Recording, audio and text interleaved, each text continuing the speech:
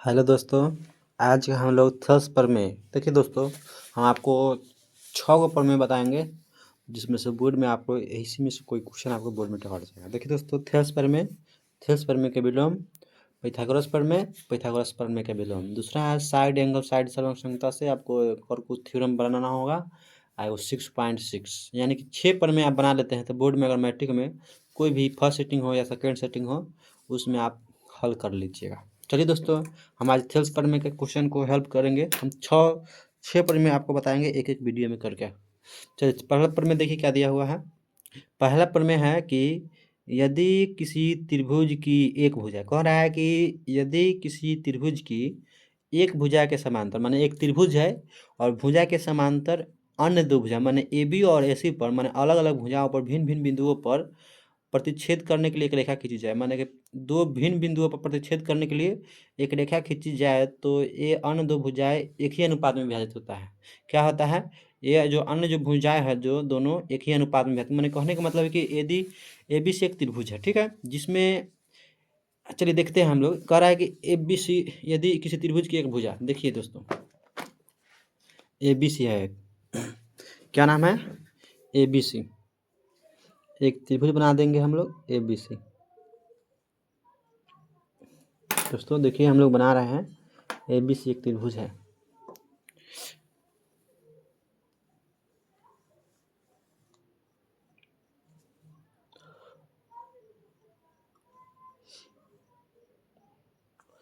और इसमें हम दर्शा देते हैं। देखिए दोस्तों, ए है ए बी सी एक त्रिभुज बना दिए, इसका नाम दे देते हैं ए, ये है बी और ये है सी, ठीक है। कह रहा है दोस्तों, देखिए ए बी सी एक त्रिभुज है। क्या क्वेश्चन बोला है कि ए बी सी एक त्रिभुज है। फिर हम लोग पढ़ेंगे। देखिए थेल्स प्रमेय है, थेल्स प्रमेय को अच्छा सिद्ध किया जाता है, नहीं तो आपका नंबर आने की संभावना कम में ही रहता है, ठीक है। तो हम इसको थोड़ा सा अच्छे से देखते हैं क्या दोस्तों। चलिए देखिए यहाँ पर हम क्या कर रहे हैं, इसमें क्या करना है पहले ये देख लेते हैं क्या दोस्तों। चलिए देखते हैं। कह रहा है ए बी सी एक त्रिभुज है, तो ये हम कर लिए। कह रहा है कि यदि किसी त्रिभुज की, यहाँ पर देखिए दोस्तों, कह रहा है कि यदि यदि किसी त्रिभुज की एक भुजा के समांतर, देखिए ए बी सी एक त्रिभुज है और एक भुजा के समांतर, मान लीजिए कि बी सी है, बी सी के समांतर एक अन्य दो भुजाओं पर भिन्न भिन्न बिंदुओं पर एक रेखा खींचा जाता है। कौन सी खींचा जाता है, एक रेखा खींचते हैं। इस पर भिन्न बिंदुओं पर कौन सी कर रहे हैं, एक रेखा खींचते हैं। ए बी और ए सी जो है दोनों भिन्न बिंदु है, तो बी सी के समांतर एक रेखा खींच दिए और इसका नाम दर्शा दिए डी और ई दर्शा दिए, ठीक है। क्वेश्चन के अनुसार ए बी सी एक त्रिभुज है और बी सी के समांतर एक दो भिन्न बिंदुओं पर प्रतिच्छेद करने वाले एक रेखा खींची जाए, तो खींच दिए। अब इसको बाद में एक रेखा खींची जाए, हो गया। तो ये अन्य दो भुजाएं एक ही अनुपात, माने अन्य दो भुजाएं हैं जो एक ही अनुपात, माने अन्य दो भुजाएं के जो है, अन्य दो भुजाएं जो है एक ही अनुपात में विभाजित, जैसे ए डी बटा में डी बी और ए ई बटा में ई सी। तो ये आपको प्रमाणित करना होगा। तो देखिए हम इसमें लिखेंगे क्या दोस्तों, देखिए लिखेंगे, लिखना पड़ेगा हमको। देखिए क्या लिखना होगा, दिया है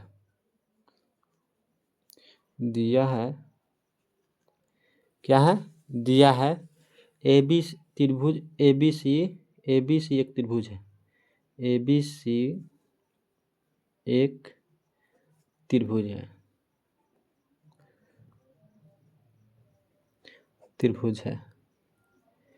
ए बी सी कौन सी है, एक त्रिभुज है। दिया है कि ए बी सी एक त्रिभुज है,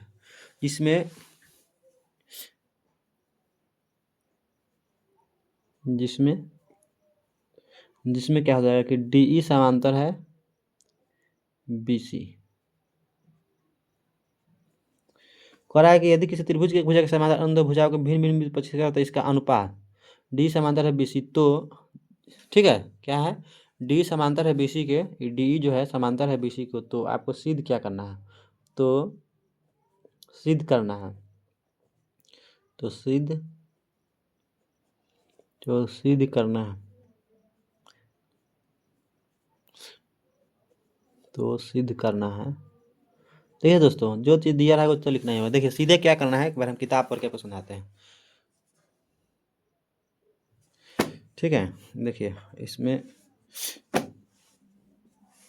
थोड़ा सा और कुछ लिख देते ना, चलिए इसको थोड़ा सा काट देते हैं। देखिए डी समांतर बीसी के, तो इसको लिखना होगा, तो चाहे इसे करते हैं, चलिए ठीक है, जिसमें लिखते हैं, जिसमें जिसमें जिसमें लिखिएगा, जिसमें AD और D और E क्रमशः AB तथा AC पर स्थित है। D और E क्रमशः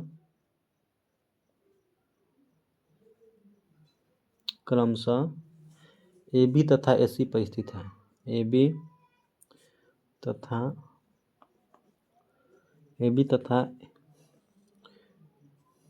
AC पर स्थित है, AC पर स्थित है। ठीक है दोस्तों, इतना लिख देंगे, स्थित है, यहाँ तो कोई दिक्कत नहीं है। जिसमें D E क्रमशः AB तथा AC पर स्थित है। अब लिखिए, तो सिद्ध क्या करना है, तो सिद्ध करना है, तो सिद्ध करना है, तो सिद्ध करना है, तो सिद्ध करना है, तो सिद्ध क्या करना है। देखिए दोस्तों, सिद्ध करना है, इसमें सिद्ध क्या करना है। देखिए कह रहा है कि यदि किसी त्रिभुज की एक भुजा के समांतर अन्य दो भुजा को विभिन्न पक्ष करने वाली रेखाएं खींची जाए, तो यदि एक ही भुजा के अनुपात में माने एक ही भुजा के अनुपात में, जैसे AD बटा में DB और AE बटा में AC एक ही अनुपात में विभाजित है। AD बटा में DB और AE बटा में EC एक ही अनुपात में विभाजित होता है। तो लिखेंगे AD बटा में DB बराबर लिखेंगे AE बटा में EC, इतना लिख देंगे। अब लिखेंगे रचना, क्या करेंगे, अब रचना करना होगा दोस्तों। इसमें रचना कीजिएगा, रचना कीजिए, रचना में देखिए दोस्तों क्या करेंगे हम। देखिए DM लंब खींचेंगे AE पर और EN लंब खींचेंगे AD पर। EN लंब खींचे हैं AD पर, और क्या करे हैं, B से E को मिला दिए और C से D को मिला दिए।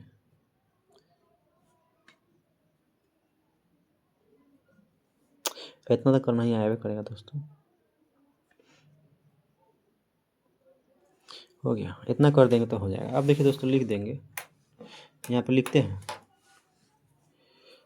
देखिए DM लंब AE और DM लंब AE और EN लंब AD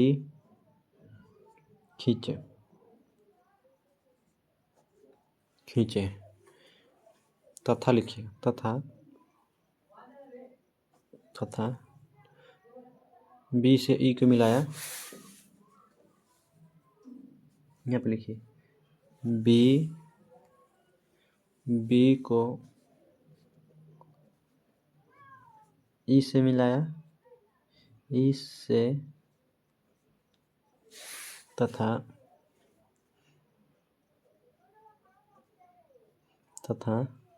B को E से और C को D से मिलाया, C से D को मिलाया। इतना तो करने आया करेगा दोस्तों, क्या कोई दिक्कत नहीं है। इतना कर दिए, अब हो गया। अब लिखना है प्रमाण, इसमें हम प्रमाण करेंगे। प्रमाण देखिए कैसे होता है।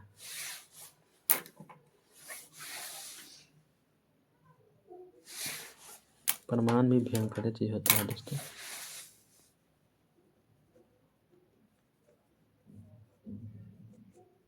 प्रमाण देखिए दोस्तों, प्रमाण में हम क्या लिखेंगे, देखिए लिखेंगे त्रिभुज का क्षेत्रफल।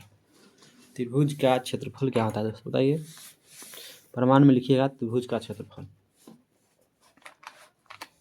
लिखेंगे त्रिभुज का क्षेत्रफल। त्रिभुज का क्षेत्रफल जो होता है दोस्तों, त्रिभुज का क्षेत्रफल लिखेंगे 1/2 गुने आधार गुने ऊंचाई लिखिएगा। चलिए देखिए दोस्तों, हम यहाँ पर ले रहे हैं area of triangle A D E, area of triangle A D E का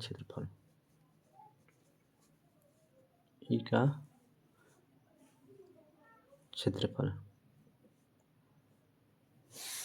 तो यहाँ देखिए दोस्तों क्या लिखेंगे, 1/2 आधार ले लेंगे। देखिए दोस्तों, आधार आप AD ले लीजिए, आधार का ले लीजिए, आधार आपको लेना है AD, तो AD आधार लेंगे, AD गुने, तो इसका अगर आधार आप AD लिए तो इसका लम्ब जो हो जाएगा, एक लम्ब हो जाएगा, लम्ब क्या हो जाएगा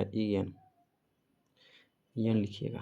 फिर देखिए दोस्तों, फिर लिखना होगा एरिया ऑफ ट्रायंगल ADE, एक बार ADE लिया है ADE, अब लेंगे एरिया ऑफ ट्रायंगल DEB में, एरिया ऑफ ट्रायंगल DEB में, एरिया ऑफ ट्रायंगल ADE चलेंगे, एरिया ऑफ ट्रायंगल DEB में, एरिया ऑफ ट्रायंगल DEB में, तो लिखेंगे एरिया ऑफ ट्रायंगल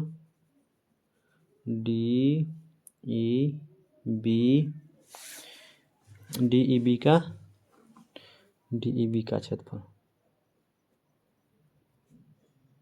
तो क्या हो जाएगा 1/2 गुने आधार क्या हो जाएगा, आपके बार आधार जो हो जाएगा DB गुने EN, DB गुने EN, 1/2 गुने आधार क्या हो गया DB गुने EN, भाग देने पर लिखिएगा,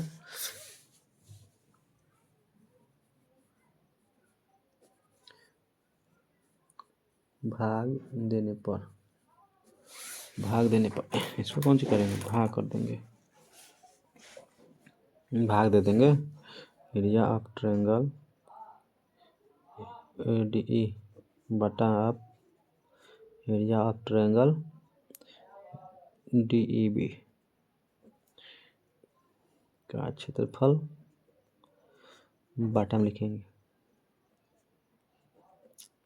देखिए यहाँ पर लिखेंगे 1/2 गुने AD गुने EN, यहाँ भी लिखिएगा 1/2 गुने DB गुने EN, कटेगा ना, ऐसे ही काट दीजिए, ऐसे एक कट जाएगा, तो यहाँ लिखेंगे, यहाँ लिखिएगा दोस्तों। अब यहाँ पर लिखेंगे, इसको भाग दे दिए तो कट गया, अब यहाँ पर लिख दीजिएगा एरिया ऑफ ट्रायंगल ADE का क्षेत्रफल, फिर बटा में लिख देंगे एरिया ऑफ ट्रायंगल DEB का क्षेत्रफल, तो यहाँ पे क्या बचा, यहाँ बचा AD बटा में DB, और इसको मान लेंगे समीकरण नंबर 1 मान लीजिए, कोई दिक्कत नहीं है। अब देखिए दोस्तों, अब तो हम ADB और DAB होगा, फिर अब लेंगे एरिया ऑफ ट्रायंगल ADE में, फिर से लेंगे, फिर से लेना होगा दोस्तों, फिर लीजिएगा पुनः, तो ऐसे सीधा लिखिए ना, पुनः लिख देते हैं कि पुनः एरिया ऑफ ट्रायंगल ADE का क्षेत्रफल, ADE का एरिया ऑफ ट्रायंगल ADE का क्षेत्रफल। देखिए इसमें भी क्या लेंगे बोलिए दोस्तों, 1/2, देखिए लिखेंगे 1/2 लिखिएगा, 1/2 गुने आधार ले लीजिए, हम क्यों आधार AE लेंगे, क्या लेंगे, हम क्यों आधार AE लेंगे, यहाँ लिखेंगे आधार AE गुने क्या हो जाएगा, अगर आधार AE लिए तो इसका लंब क्या हो जाएगा DM हो जाएगा, तो लिखेंगे DM, फिर लिखेंगे एरिया ऑफ ट्रायंगल, अब लेंगे DEB हो गया, अब लेंगे एरिया ऑफ ट्रायंगल DEC में, एरिया ऑफ ट्रायंगल DEC का क्षेत्रफल दोस्तों, क्या लिखेंगे एरिया ऑफ ट्रायंगल DEC का क्षेत्रफल बराबर क्या लिखिएगा 1/2 आधार, देखिए हमको आधार लेंगे EC, क्या लेंगे आधार, हम के बाद EC लेंगे आधार, तो लंब क्या हो जाएगा DM, इतना लिख देंगे, तब लिखेंगे भाग देने पर, क्या लिखेंगे भाग देने पर, यहाँ पर लिखिएगा दोस्तों कि भाग देने पर, तो भाग दे देते हैं, भाग देने पर, भाग दीजिए इसमें।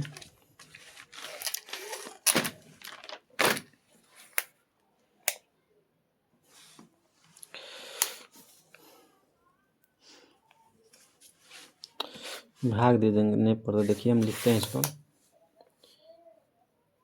एरिया ऑफ ट्रायंगल ADE बटा में एरिया ऑफ ट्रायंगल DEC 1/2 गुने A गुने DM। दूसरा लिखेंगे 1/2 गुने EC गुने DM। देखिए दोस्तों अब इसमें कटने वाला है, DM से DM काट दीजिए, 1/2 से 1/2 कट गया। यहाँ तक कोई दिक्कत नहीं ना दोस्तों, यहाँ तक कोई दिक्कत नहीं है। अब चलेंगे आगे।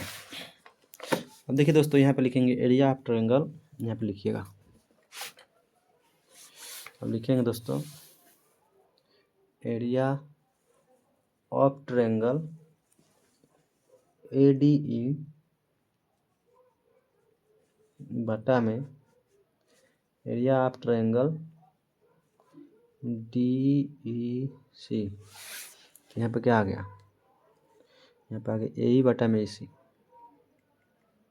AE बटा में AC, और हम इसको मान लेंगे समीकरण 2। इतना लिख दिए, यहाँ तक कोई दिक्कत नहीं है। अब देखिए दोस्तों, अब इसमें देखिए मिलाएंगे देखिए इसमें, यहाँ पर देखिए ADE इसमें भी है, इसमें देखिए ADE उसमें भी AD है, इसमें बाकी DE भी है, और इसमें DEC। देखिए दोस्तों इसमें ADE है, यहाँ देखिए एरिया ऑफ ट्रायंगल, इसमें देखिए ADE है, एरिया ऑफ ट्रायंगल ADE है, तो इसमें भी एरिया ऑफ ट्रायंगल AD है। अगर इसमें देखिए दोस्तों क्या है, इसमें है DEC है, इसमें DEC है, इसमें क्या है, इसमें देखिए DEC है, इसमें DEC है, BDE DE भी होगा ना। यहाँ पर देखिए दोस्तों, यहाँ पर एरिया ऑफ ट्रायंगल ADE है, यहाँ पर क्या है एंगल DE भी है।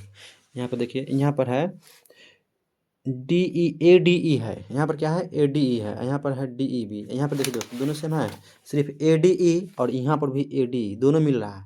बाकी ये वाला DEC देखिए, यहाँ पर देखिए DEB, यहाँ DEB है, DEB, और यहाँ देखिए DEC, ये दोनों नहीं ना मिल रहा था, ये दोनों के आधार कौन सी करेंगे, बराबर करेंगे।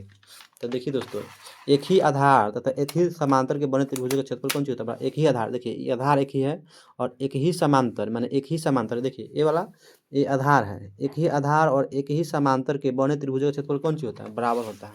यह लिखना होगा दोस्तों, लिखिएगा एक ही आधार, एक ही आधार तथा एक ही समांतर, एक ही आधार तथा एक ही समांतर, एक ही समांतर बने त्रिभुजों का क्षेत्रफल बराबर होता है। बने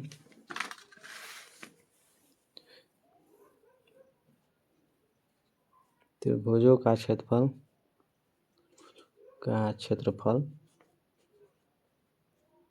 बने त्रिभुजों का क्षेत्रफल बराबर होता है, इतना लिख दीजिएगा। अब इसके बाद में देखिए हम बराबर कर देंगे, लिख देंगे एरिया ऑफ ट्रायंगल DEB बराबर एरिया ऑफ ट्रायंगल DEC। मान लेंगे समीकरण 3 मान लिए क्या यहाँ पर लिखेंगे समीकरण 1, 2 तथा 3 से। समीकरण 1, 2 तथा 3 से।